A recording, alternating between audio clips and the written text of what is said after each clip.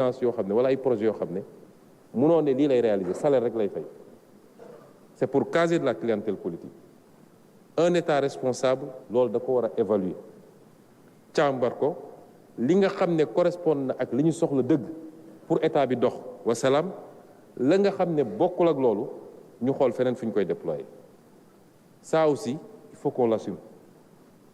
parce que dans un pays ñun li suñu responsabilité mooy fexe ba ñële dox fexe ba l'activité économique dox que le secteur privé marche correctement parce que le secteur privé moo war a nekk le premier employeur dans un état bu baax c'est ça la réalité mais suñu inversé mbir mi ba tey tous les dépôts d'emploi ci état bi la parce que secteur privé bi loof na état bi fi mu mënee dégager des marges pour gën a mën a appuyer l'activité économique amatu ko parce que lépp mu ngi koy dugal ci loolu moo tax ce dont il est question mooy ñu toog waxtaan ci suñu modèle bi ñu amoon am na lu ci baax waaye bëri na lu ci baaxul su baaxoon du ñu nekk ci situation bii ñu nekk tey yàlla dafa bëgg réew mi parce que imaginez si ce système devait continuer s'il n'y avait pas eu cette alternance mais alternance bi dafa am lu mu war a jëriñ le combat commencé wul jeexul le 24 mars ci la commencé mooy tey lii ñu yàlla may ba ñu am un leadership boo xam ne amul kenn kuy laam-laame ni jub na te bëgg na réew mi te am na gis-gis mais hérité na d'un pays dans une situation il faut qu'on s'entende sur un consensus parce qu'aucun pays n'a décollé sans consensus fort ñaar moo mun a am boo seetee les pays qui ont décollé ces dernières années c'est des pays où les libertés ont été réduites du ma tudd pays waaye dem leen ci pays asiatiques yi dem leen ci pays arabes yi wala feneen ak feneen c'est des pays yoo xam ne les libertés ont été réduites pour ne pas dire complètement annulées liberté politique liberté d'association liberté syndicale ce qui a laissé une marge pour que nit ñi mën a dérouler ñun on est une démocratie et c'est tant mieux il y a des libertés et des droits qui sont consacrés et c'est tant mieux mais plus il y a de liberté et plus il y a de droits plus il doit y avoir de la responsabilité parce que ça va avec et c'est pourquoi modèle bi dafa war a toog nekk ñun ñu toog waxtaan teg ko ci lu leer ak dëgg xool lu kenn ku ne attan ak lu mu attanut parce que injustice c'est dans les deux sens état bu mënee ba mu leer ni mën na ba pare bañ a def c'est une injustice jaay doole la mais travailleur bu laajee état lu mu mënul te mu leer ko ni mënu ko injustice la jaay doole la et c'est pas parce que am naa sama droit de grève que dinaa ko imposer état et c'est ça qui conduit à la confrontation et personne ne souhaite la confrontation parce que personne n'y gagne personne ne gagne dans la confrontation sociale ñun ñëpp ñun su ngeen ñuy juger les électeurs nous jugent au moment des élections le Sénégalais lambda le travailleur nous juge dans les actes qu'on pose tous les jours mais une fois qu'on sera assis ba d'accord ci benn pacte ñu ne leen lii ak lii ak lii ak lii la ñuy def ci diir bi ak ci diir bi ak ci te lii mooy jeexital bi ci réew mi ci loolu ngeen ñuy juger yéen mais en contrepartie on vous dit qu'on a besoin de stabilité pour le faire sànq monsieur Beydi Agne dafa utiliser benn expression nee na sortir de la zone de turbulence ah naka la ñuy génne ci zone de turbulence bu dee pilote beeg passager yeeg ñëpp a ngi xeex ku nekk di dóor kuñ per morom du ngeen génn ci zone de turbulence il faut au moins ñu am ce minimum là pour mun a génn ci zone de turbulence bi et ce qui fait que réew mu nekk dafay réew yu développé yëpp yi avancé yëpp dañoo construire leur modèle ñun dañoo am des acquis yu fi nekk ba pare yoo xam ne kenn ci ñun mënu cee dellu gannaaw mais nu ñuy def ba construire un modèle sur la base de ces acquis-là c'est ça l'objectif du dialogue auquel nous vous avons convié ñu def ko teg ko ci dëgg teg ko ci patriotisme teg ko ci transparence teg ko ci altruisme. C'est ça le sens du dialogue auquel nous vous avons convié. Durant cette période, à partir de demain, en tout cas les jours à venir, il y aura des rencontres sectorielles, il y aura des discussions. Am na préoccupations yoo xam ne man maa ne woon nañu xaar. Et Madame du SAES, moi je ne pense pas que ce que vous avez signé avec le ministre secrétaire général du gouvernement, qu'il y ait eu un engagement sur une date pour prendre le décret. Les Grecs m'ont donné le document, mais jamais il n'a été question d'une date précise pour adopter le décret à l'Assemblée nationale, du moins en Conseil des ministres. Man maa ne woon nañu xaar ba ñu am d'abord la situation de référence benn ñaareel bi ñu am ndaje bi ba noppi. Parce que l'autre problème qu'il y a te moo ñu conduire ci lii mooy l'escalade fii tous les syndicats ñëw nañu wax seen plateforme revendicative wala accord yu ñu signé woon te defuñu ko. Dès que tu accordes à un, tous les autres te disent defal ma ko parce que defal nga ñële. Et c'est ça qui amène à l'escalade. Moo tax ma bëggoon ñu am le tableau global. Et je sais que ay patriotes ñoo fi toog ñu ma gën a nekk patriote. Ça je le sais. Ba tax li nga xam ne lu ñu mun a régler rapidement yooyu avec le ministre de la fonction publique on a décidé liñ ci war a jël ci ay actes nañ ko jël à partir de maintenant, mais day dugg ci cadre dialogue bi. Day dugg ci cadre dialogue bi nga xam ne ubbi nañ ko muy ci enseignement supérieur ci santé ci éducation nationale am na yoo xam ne lu mun a avancer la rapidement ba ci yeneen travailleurs yi nga xam ne wax nañu fii. La ca des nag ñu inscrire ko kenn ku nekk ci yéen teg mbirum grève la rue wala yu mel noonu ñu teg ko un temps te jublu ci liggéey bi.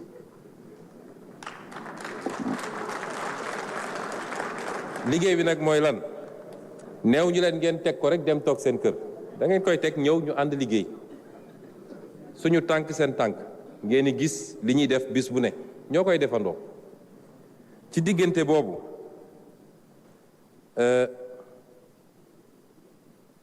dinañu liggéey ci finaliser le pacte bi nga xam ne moom la ñu bëgg a signer fii ak le 1er mai muy benn. Li nga xam ne ay mesures yu état bi commencé woon jël la léegi am na ko wax ci waxu dund bi mais l'état a fait des efforts énormes ci dund bi. Taxes yi mu doon jël yépp mu renoncé ko ci produit ak yeneen mais réew mooy li ma leen wax il faut que ñu liggéey sur le moyen terme ndax réew moo xam ne li mu soxla li ci ëpp da koy jéggaani produirul il dépend ou il est très exposé au choc exogène. Ceeb ba ngay lekk la ci ëpp bayoo ko fii produit pétrole yi nga soxla toutes les consommations loolu yow mën nga bàyyi taxi yi mën nga bàyyi li mën nga bàyyi li waaye la ceeb bi di jar sur le marché international mënoo ko changer. C'est ça la réalité. Parce que li mën a surenchérir ceeb bi dañuy xool lan moo ci responsabilité état lan moo ci mën a nekk responsabilité état ak lan moo ci responsabilité su doon ceeb bi dañ koo jëlee bitim réew mu jar fukk état ñëw teg si juróom wala beneen fukk ci taxe nga ne état bi moo tax ceeb bi cher mais état bi nee na man lépp banaa ko waaye li Inde jaayee ceeb mënoo mu ca dara. Moo tax ci suñu programme de développement li ñu ne suñuy priorité loolu tam am na solo parce que non seulement dem nañu lebi xaalis bu bëri mais yóbbuñu ko ci priorité réew. Ñun de li ñu gëm mooy balaa nga naan naam ne fa Sénégalais yi il faut ñu lekk lu baax ci njëg gu yomb il faut ñu faju ci njëg gu yomb bu ñu feebaree ak faju qualité il faut ñu am njàng bu jaar yoon il faut yooyu ci suñuy priorité la. Moo tax mbay mi càmm gi napp gi secteur industriel loolu mooy suñuy priorité suñu priorité c'est pas faire de grands immeubles ñu ne xool leen immeubles yi ñuy tabax wala de grands stades loolu mun na ñëw après mais construisons d'abord une économie créons les conditions de notre souveraineté loolu dafa am solo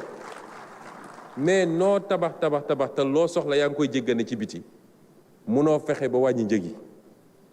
ñi ngi dem ci léegi ñu dem ci deuxième phase wàññi njëg yi le ministre du commerce est là déplacé wu na dem Inde waxtaan nañu ba naxanteeg ñoom ba am ay taxes yoo xam ne teggil nañ ñu ko ak yeneen ak yeneen nous sommes obligés de faire comme ça c'est ça la réalité mais ci diggante boobu bu ngeen ñu accordé moratoire bi ñu ne la bokk na ci chantier yi nga xam ne continuer liggéey ci réduire le coût de la vie. Ensuite, on a un vaste programme de logements sociaux bokk na ci li ñu waroon présenter fii mais ñi ci njëkk a profiter c'est les couches les classes moyennes comme on dit les travailleurs lu ñuy liggéey la parce que jàpp nañu ci préoccupation essentielle de tout citoyen rawatina borom kër mooy nga am foo moomal sa bopp boo weer kenn du la fëgg ne la andi location lu ñuy liggéey la ak yéen. dinañu continuer aussi di liggéey ci lépp loo xam ne farata la ñu fexe ba retard du ci am te kenn du ci ñaxtu bokk na ci salaire bourse indemnité yeeg prime yi bëri na ci enseignement bi bëri na ci enseignement supérieur bi éducation nationale yooyu yëpp wax nañu léegi li jëm ci dette publique bi dette publique yi ñëpp am nañ ci responsabilité parce que am na ñoo xam ne dem nañu jël ay engagement ak état te jaarul ci yoon marché sax amuñu ko woon am na aussi ci système bancaire bi ñoo xam ne dem nañu dugg ci logique financement boo xam ne dafa génn cadre finance publique yooyu yëpp am na fi ministère des finances ngi nii mais n'empêche la ñu war a def ci effort ñu ngi koy def ba nga xam ne arriérés yi surtout intérieur bi ñu fexe ba éponger lañ ci mën graduellement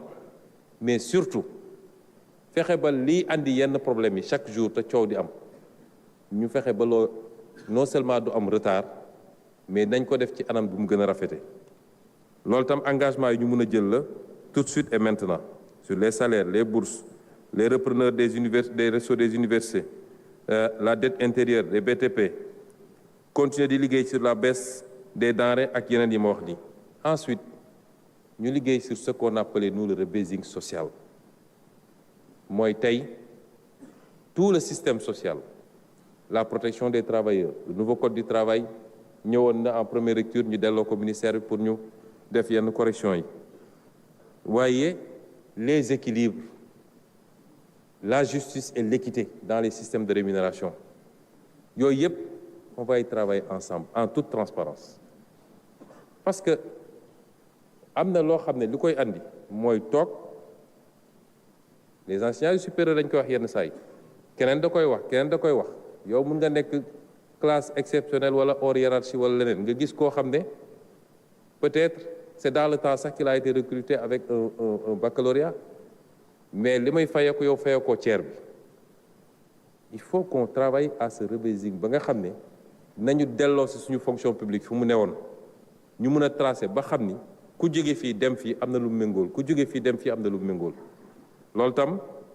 ci suñu offre la ci li ñu war a liggéey ensemble la main dans la main continuer it di liggéey ci bâtir ensemble li nga xam ne mu war a nekk le socle la rampe du lancement définitif parce que on vous a présenté un programme qui est très ambitieux bâtir une industrie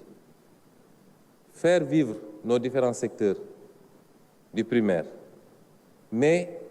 travailler à nous réapproprier également toutes nos ressources il y a un travail extraordinaire qui est en train d'être bu ñu jotee nañ leen wax ni lii la parce que loolu dafa bokkoon suñu combat politique lan la ñu am ci suñu or lan la ñu am suñu pétrole suñu gaz lan la ñu am ci suñu jën gi et cetera yooyu yëpp bu ñu liggéeyee ba réapproprier ko état bi dina mën a gën a am marge yi ngeen bëgg yéen pour construire un développement boo xam ne peut-être dans quelques années yenn yi ñu toog fii di ko wax ce sera de l'histoire ancienne mais c'est un construit ça ne tombe pas du ciel et ça nous voulons le faire en toute transparence la main dans la main avec les partenaires que vous êtes le patronat les travailleurs et tout le monde yii ñu xam tamit ni malgré situation bi ni mu mel nii le Sénégal est suivi par le monde entier et les gens continuent à avoir un appétit pour le Sénégal ñun waa Sénégal ñun ñoo leen war a woon ni on est capable de faire les sursauts qu'il faut on est capable de bâtir une unité forte autour de l'essentiel nit ñaa ngi ñuy xool de les partenaires ñu ngi ñuy xool bàyyiwuñ nag instant bi ma wax ak yéen peut-être pare na mais président de la République mi ngi recevoir waa Banque mondiale demain je vais les recevoir FMI dina ñëw ci fan yi tey ci suba man mii rek j'ai reçu des investisseurs chinois des investisseurs qataris tout le monde veut investir au Sénégal ñun ñoo war a def le bloc maintenant par rapport ak li nga xam ne mooy suñuy atu ba tax nit ñi bëgg ñëw Sénégal la stabilité l'ouverture le positionnement géographique les ressources naturelles des élites souvent très bien formées une jeunesse qui ne demande qu'à travailler et qu'il faut également former c'est ça aujourd'hui enjeu yi nga xam ne moo ñu interpellé et nous devons tous y travailler et c'est ça que nous appelons de tous nos voeux et c'est pourquoi nous vous interpellons chacun et vous collectivement pour ñu dem vers ça wax nañu ci un certain nombre de choses ma clarifier parmi les engagements qu'on peut prendre c'est aussi d'achever les infrastructures mais li ëpp ci Sénégalais yi et parmi lesquels peut-être ñi ëpp ñu ne ci salle bi ñooñu votel ci élection présidentielle fal Bassirou Diomaye Faye ñëwaat wóoluñu ci élection législative bokk na ci li gën a essentiel li taxoon ñu votel ñu mooy ñu jubbanti réew mi mooy ñu jëlee fi guerre ak détournement de deniers publics ñu jëlee fi surfacturation des marchés publics loolu bokk na ci la taxoon ñu ngeen fal ñu mais buñ ñëwee toog ma jël secteur de l'enseignement supérieur buñ ñëwee toog gis ni université yi ne moom la ñu bëgg a tabax lañ ko facturé biñ ñëwee ñun def suñu càmbar gis ni li ñu facturé benn université mënoon na tabax beneen université lan la ñu war a def parce que c'est urgent les étudiants réclament la finition des travaux nañu bàyyi mu dem wala dañu war a arrêter mbir mi xoolaat ko fexe ba delloo ci xaalis Sénégal suñu loxo et c'est ce que nous avons fait c'est ça que nous avons fait boo jëlee éducation nationale même chose te partenaires yi nga xam ne ñoom lañ joxoon marché yooyu d'accord nañu renégocier ba def nañu d'autres offres yoo xam ne di nga gis lan la Sénégal naroon ñàkk ci loolu ngeen ñu dénkoon ñun loolu ngeen ñu fale woon boo jëlee la santé c'est la même chose avec les hôpitaux tous les hôpitaux pratiquement à l'exception de benn yi ñu war a tabax c'était largement surfacturé est-ce que ñun dañu waroon bàyyi loolu dem 10 mois nga def ci càmbar def ci audit finance publique def ci audit des marchés publics def ci audit les contrats de concession les grands chantiers les hydrocarbures les mines 10 mois c'est rien pour faire ça mais on veut faire croire à tous les Sénégalais que non ñoo leen waxoon il faut que lépp sotti tey ñu ngi ci yoon te li ngeen ñu dénkoon ci loolu la ñu nekk réew mi ñu ngi koy jubbantiwaat di ko teg ci yoon ndànk-ndànk les retombées de tout ça di ngeen ci teg seen bët incha allah mais nit du ji tey mu màgg tey mu witti tey consommer tey wala jaay tey loolu amul fenn kon lañ leen demander di leen ko demander encore une fois et je parle d'abord aux centrales syndicales je parle également aux syndicats professionnels nous sommes ouverts au dialogue et nous allons dialoguer dans la transparence tout ce qui est faisable nous le ferons nous éviterons autant que possible la confrontation et nous devons tous éviter de nous pousser mutuellement vers la radicalisation